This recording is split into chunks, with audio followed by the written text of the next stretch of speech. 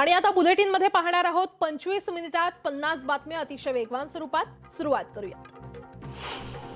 राहुल गांधींच्या मुद्द्यावरून विधानसभेत आजही गदारोळ झाला। विधानसभेत सत्ताधारी विरोधकांमध्ये चांगलीच जुंपली। गोंधळानंतर अखेर सभागृहाचं कामकाज काही काळासाठी स्थगित करण्यात आलं। राहुल गांधींविरोधात भाजप कार्यकर्ते आक्रमक झालेले आहेत। छत्रपती संभाजीनगरमध्ये भाजप कार्यकर्त्यांनी तीव्र निदर्शनं केली। यावेळी राहुल गांधींविरोधात जोरदार घोषणाबाजी करण्यात आली।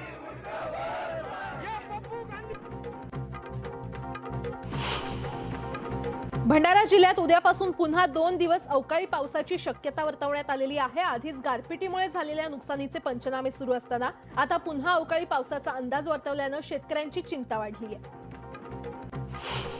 धाराशिवमध्ये सेंद्रिय पद्धतीने पिकवलेल्या शेतमालास बाजारपेठ उपलब्ध नसल्याने शेतकऱ्यांचे हाल होत आहेत। शेतकऱ्यांचे प्रश्न लक्षात घेऊन पोलीस अधीक्षक अतुल कुलकर्णी यांनी तुळजापूर ठाण्याच्या आवारातच सेंद्रिय शेतीमालाच्या विक्रीसाठी जागा उपलब्ध करून दिली आहे। त्यामुळे शेतकरी वर्गाकडून पोलीस अधीक्षकांचे कौतुक होते। हातात निरमा पावडरचे बॅनर घेऊन विरोधकांचं विधिमंडळाच्या पायऱ्यांवर आंदोलन सुरू होतं। यावेळी केंद्र सरकार विरोधात जोरदार घोषणाबाजी करण्यात आली। वाशिम जिल्ह्याला अवकाळी पाऊस आणि गारपिटीनं चांगलेच झोडपून काढले। जिल्ह्यातील 5000 हेक्टरहून अधिक क्षेत्रातील गहू, हरभरा, कांदा आणि भाजीपाल्यासह लिंबू आणि डाळिंबाच्या फळबागांचं मोठं नुकसान झालंय। या नुकसानीचे पंचनामे पूर्ण झाले असून सरकारकडे अहवाल पाठवण्यात येणार आहे। धुळे जिल्ह्यातील 4 कृषी उत्पन्न बाजार समित्यांच्या निवडणुकांची घोषणा करण्यात आली आहे। 27 मार्च पासून निवडणुकीचा अर्ज भरण्यास सुरुवात होणार आहे। धुळे, साक्री, शिरपूर आणि दोंडाईचा या 4ही बाजार समित्यांमध्ये विजय मिळवण्यासाठी मोठी चढाओढ पाहायला मिळते। नाशिकमधील अवकाळी पावसाचा 21,000पेक्षा जास्त शेतकऱ्यांना फटका बसलाय। पाऊस आणि गारपिटीमुळे नाशिकच्या 8,079 हेक्टरवरील पिकांचं नुकसान झालंय। या प्रकरणी नुकसानीचे पंचनामे पूर्ण झाले असून कांदा पिकांचं सर्वाधिक नुकसान झालंय।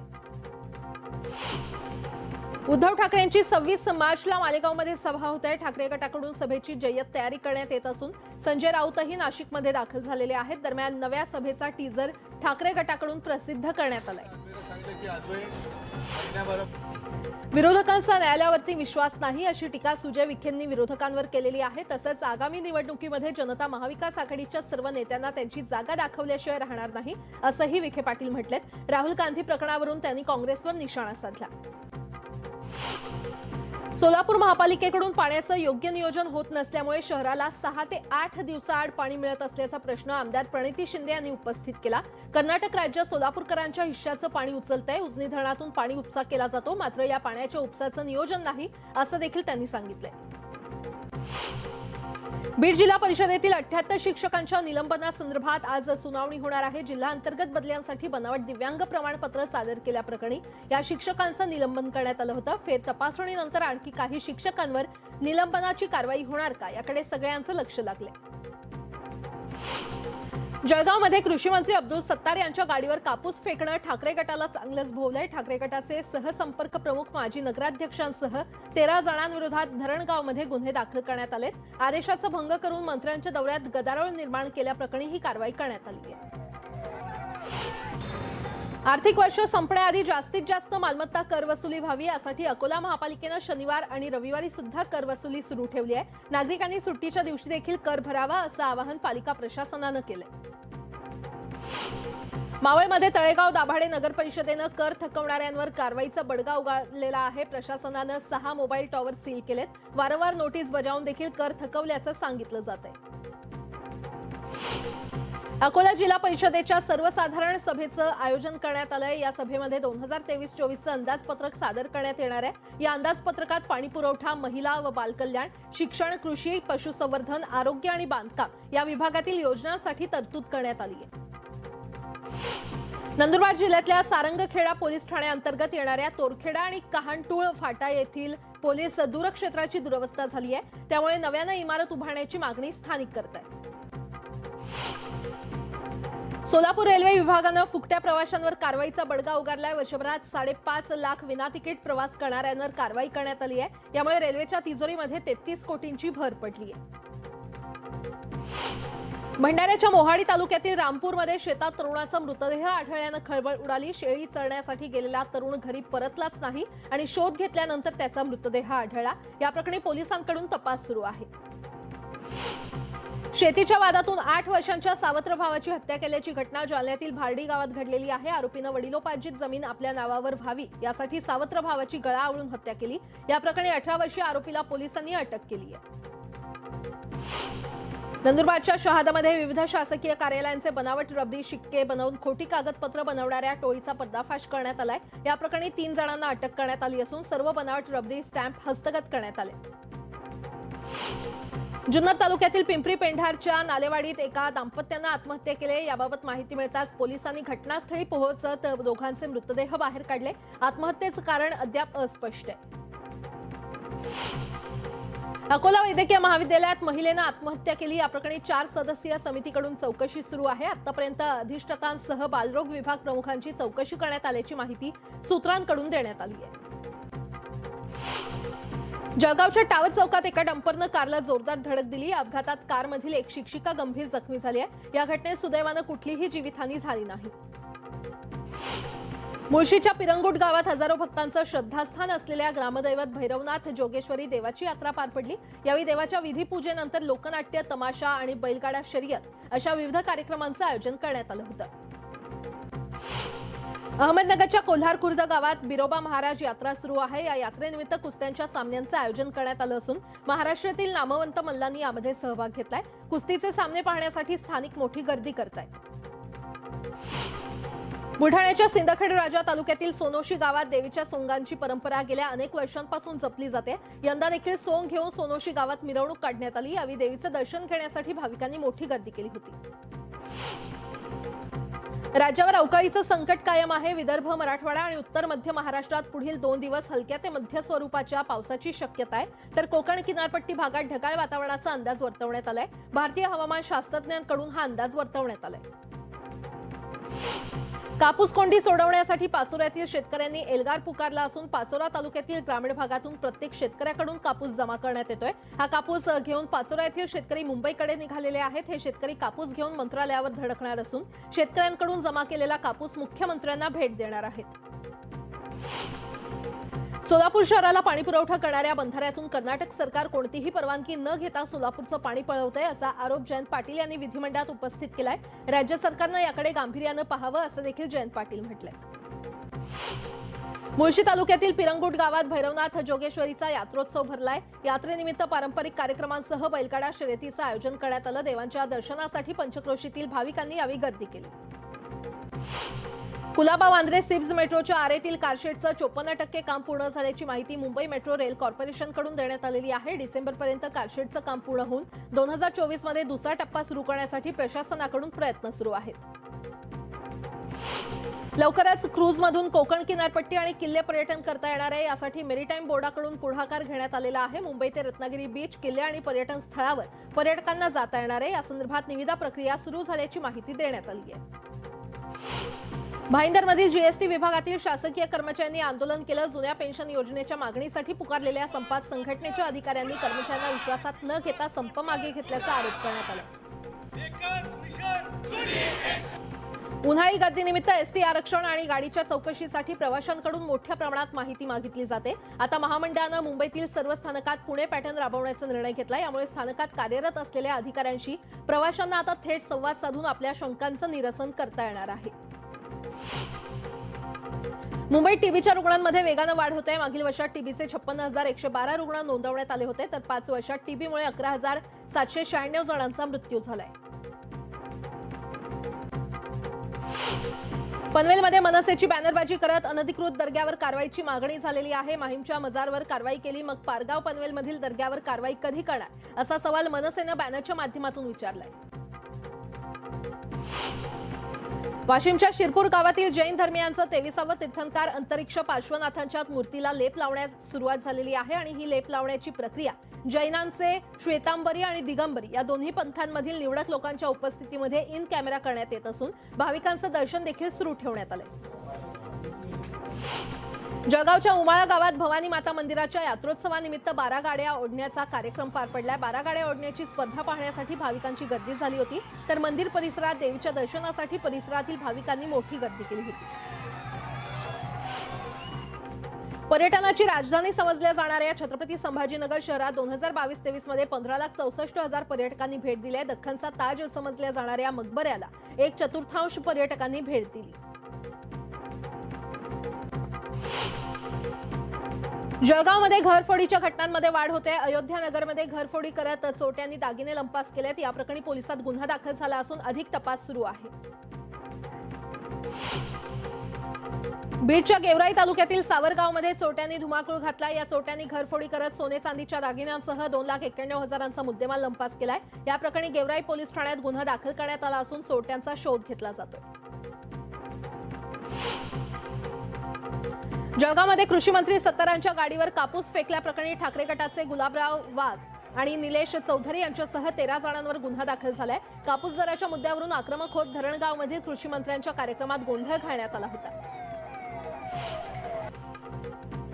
संसदेबाहेर झालेल्या नाट्यमय घडामोडींमुळे केंद्र सरकारनं अर्थसंकल्पीय अधिवेशन गुंडाळण्याची तयारी केलेली आहे। सत्ताधारी आणि विरोधी पक्ष नेत्यांच्या घोषणाबाजीत कोणत्याही चर्चेविना गुरुवारी संध्याकाळी 10 मिनिटात लोकसभेत विनियोग विधेयक संमत करण्यात आलं, तर आज वित्त विधेयक संमत झाल्यानंतर संसदेचं कामकाज स्थगित होण्याची शक्यता वर्तवली जाते। दरम्यान राहुल गांधींच्या विधानानंतर आज पुन्हा सत्ताधारी विरोधक आमने-सामने येण्याची शक्यता आहे।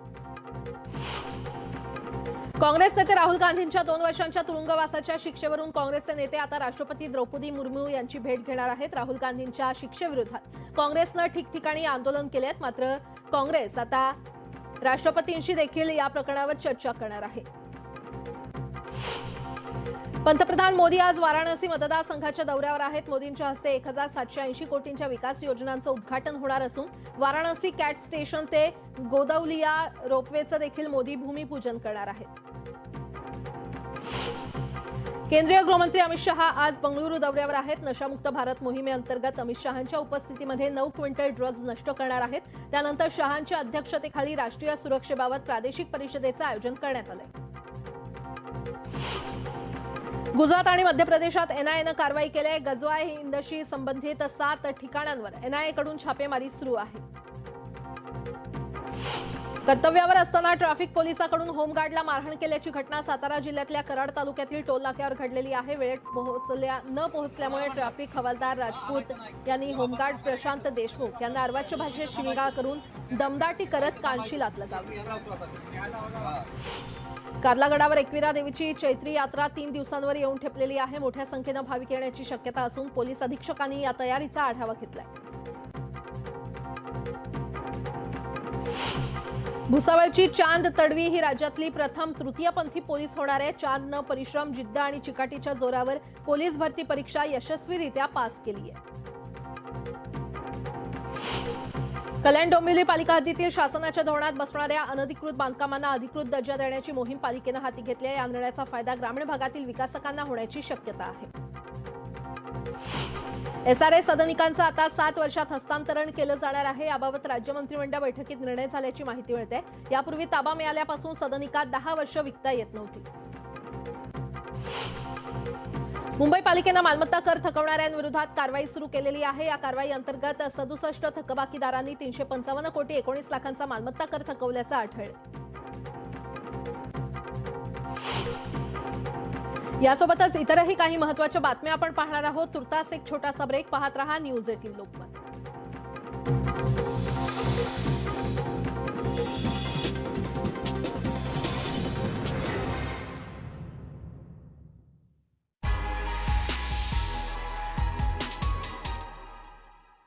प्रश्न त्यांनी उपस्थित केला।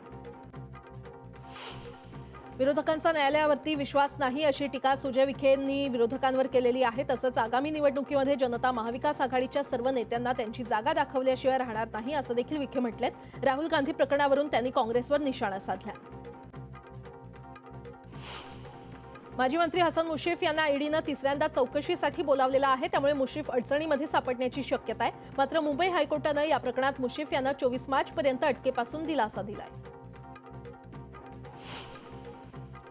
सक्तीनं केलेलं धर्मांतर अथवा लव्ह जिहादच्या विरोधात गरज भासली तर कायदा केला जाईल। यासाठी इतर राज्यांना तयार केलेल्या कायद्याचा अभ्यास करून निर्णय घेतला जाईल असं मोठं वक्तव्य देवेंद्र फडणवीस यांनी विधान परिषदेत केलंय। पडळकरांनी मांडलेल्या लक्षवेधी सूचनेला उत्तर देताना फडणवीसांनी हे स्पष्टीकरण दिलं।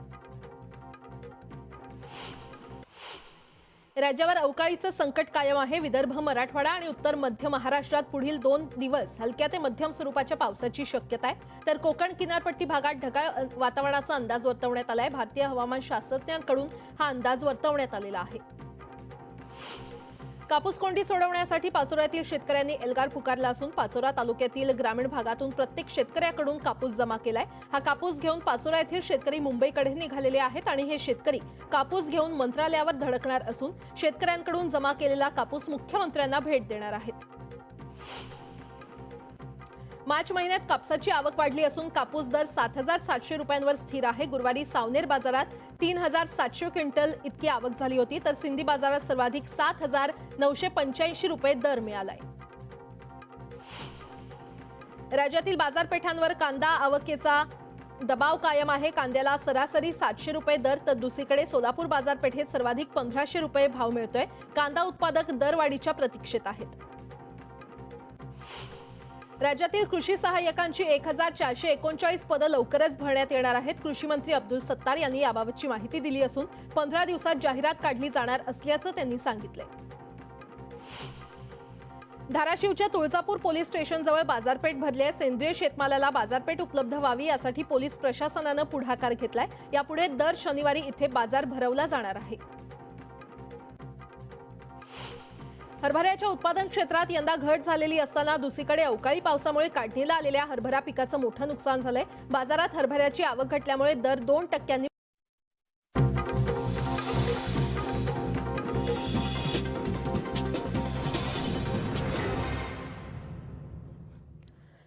ब्रेक नंतर आपलं पुन्हा एकदा स्वागत आणि आता एक सविस्तर बातमी पाहूयात।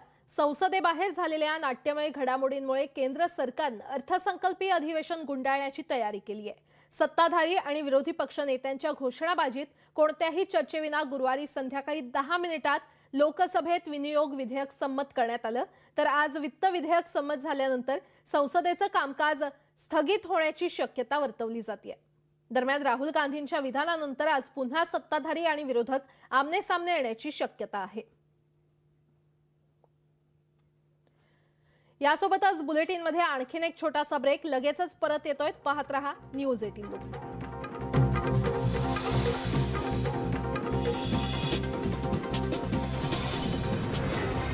ब्रेक नंतर आपलं पुन्हा एकदा स्वागत। वळूयात पुढच्या बातमीकडे। केंद्र सरकार विरोधात विरोधकांनी कोर्टात धाव घेतलाय। 14 राजकीय पक्षांनी एकत्र येत याचिका दाखल केली। केंद्र सरकारकडून तपास यंत्रणांचा गैरवापर सुरू असल्याचं याचिकेमध्ये म्हटलेलं आहे आणि या प्रकरणी कोर्टात याचिका दाखल झाली असून 5 एप्रिलला पुढील सुनावणी होणार आहे। तर विरोधक आता केंद्र सरकार विरोधात थेट कोर्टात गेलेले आहेत। 14 राजकीय पक्षांची सुप्रीम कोर्टात या पक्षांनी धाव घेतलेली आहे आणि सुप्रीम कोर्टात तशी याचिका दाखल करण्यात आलेली आहे। केंद्र सरकारकडून तपास यंत्रणांचा गैरवापर सुरू असल्याचं या याचिकेत म्हटलंय आणि या संदर्भात अधिक माहिती देत आहेत आमचे प्रतिनिधी प्रशांत लीला रामदास आपल्यासोबत जोडले गेलेले आहेत। प्रशांत, हे विरोधक म्हणजे 14 राजकीय पक्ष आता थेट कोर्टात गेलेत, तशी याचिका दाखल करण्यात आलेली आहे। बरोबर आहे। 14 राजकीय पक्ष जे आहे, खास करून ईडी असो किंवा तत्सम ज्या सगळ्या केंद्रीय चौकशीच्या एजन्सीज आहे, त्या सगळ्यांचा ज्या पद्धतीनं केंद्र सरकारच्या माध्यमातून दुरुपयोग होत आहे अशी याचिका घेऊन त्यांनी सुप्रीम कोर्टात दाखल केलेली आहे आणि त्या संदर्भात सुप्रीम कोर्टाने सुनावणी करण्यास होकार दिला आहे। एक महत्त्वाचं आहे की गेल्या अनेक दिवसांपासून विविध राजकीय पक्षांच्या वतीने ही मागणी करण्यात येत आहे, त्या पद्धतीनं सुरक्षा एजन्सीचा वापर केला जातोय। यातून कुठेतरी विरोधकांना त्यांचा जो विरोध आहे तो शमविण्याचा प्रयत्न करता येईल किंवा ज्या पद्धतीनं ज्यांनी कधी आरोप केलेले आहेत त्या आरोपांचा फायदा घेऊन आपल्या पक्षाला कसा फायदा करून घेण्यासाठी राजकीय पक्षाचा आता वापर करत आहे या केंद्रीय एजन्सीचा, त्यामुळे या केंद्रीय सुरक्षा वापर गैरवापर थांबावा यासाठी ही याचिका दाखल करण्यात आली आहे। बरं प्रशांत, धन्यवाद या सविस्तर माहितीसाठी।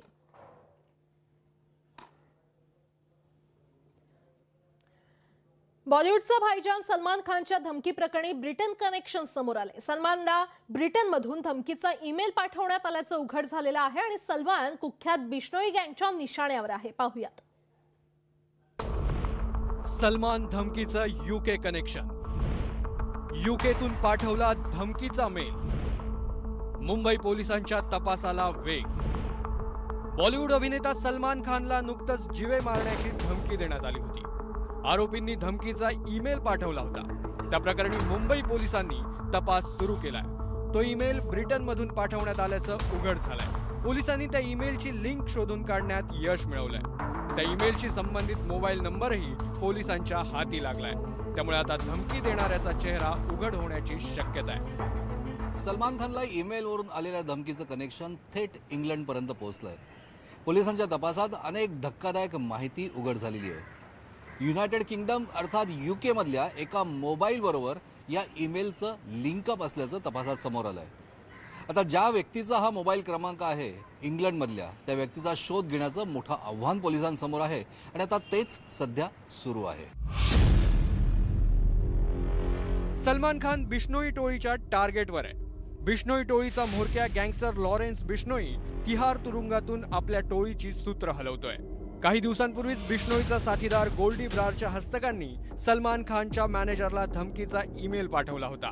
त्यात गोल्डी ब्रारला सलमान खानशी बोलायचं असल्याचं म्हटलं होतं। तसंच हे प्रकरण संपवायचं असल्यास सलमानला गोल्डीशी बोलायला सांग, समोरासमोर बोलायची तयारी असून पुढच्या वेळी धक्का देऊ अशी धमकी त्या ईमेलमध्ये देण्यात आली होती। या प्रकरणी लॉरेन्स बिश्नोई आणि गोल्डी ब्रार विरोधात पोलिसांनी गुन्हा दाखल केलाय।